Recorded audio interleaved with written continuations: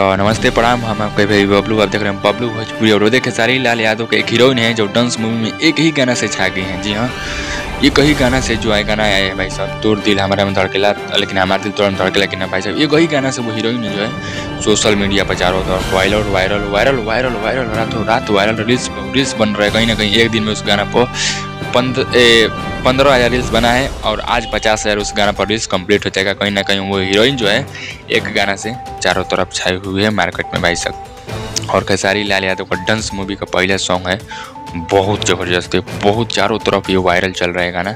और यूट्यूब पर देखे तो अभी तक जो है 2 मिलियन क्रॉस कर लिया है और ट्रेंडिंग सेक्शन पर 3-5 पर बना हुआ है।